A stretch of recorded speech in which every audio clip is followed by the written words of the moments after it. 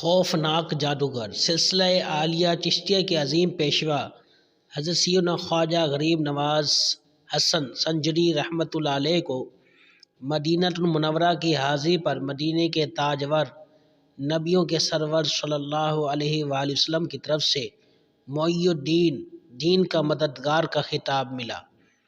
تبلیغ دین کی خاطر اجمیر جانے کا حکم دیا گیا۔ چنانچہ سیدنا سلطان الہند خواجہ غریب نواز اجمیر شریف تشریف لائے۔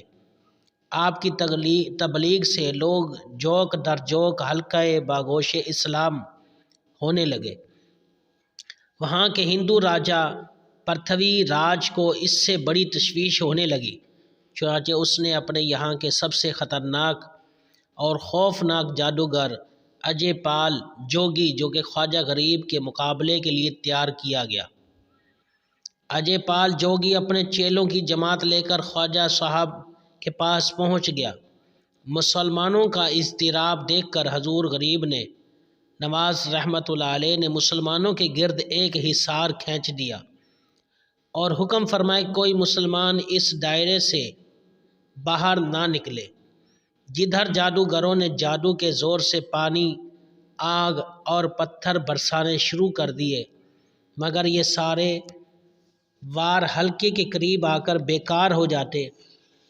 اب انہوں نے ایسا جادو کیا کہ ہزاروں سانپ پہاڑوں سے اتر کر خواجہ صاحب اور مسلمانوں کی طرف لپکنے لگے، مگر جو ہی وہ حصار کے قریب آتے مر جاتے۔ جب چیلے ناکام ہو گئے تو خود ان کا گرو خوفناک جادوگر اجے پال جوگی جو جادو کے ذریعے طرح طرح کے شعبے دکھانے لگا، مگر حصار کے قریب جاتے ہی سب کچھ غائب ہو جاتا۔ جب اس کا کوئی بس نہ چلا تو وہ بپھر گیا۔ غصے سے پیچ و تاب کھاتے ہوئے اس نے اپنا مرگ چھالا ہرنی کا بالوں والا چمڑا ہوا میں اچھالا اور اچک کر اس پر بیٹھا۔ ہوا میں اڑتا ہوا بہت بلند ہو گیا۔ مسلمان گھبرا گئے، نہ جانے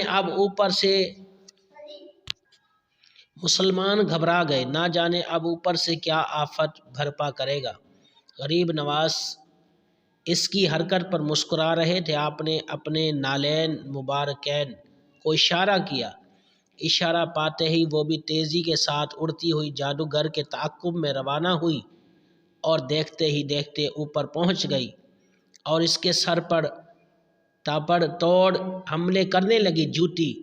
ہر ضرب میں وہ نیچے اتر رہا تھا، یہاں تک کہ عاجز ہو کر اترا اور سرکار غریب نواز رحمۃ اللہ علیہ کے قدموں میں گر پڑا اور سچے دل سے ہندو مذہب سے توبہ کی اور مسلمان ہو گیا۔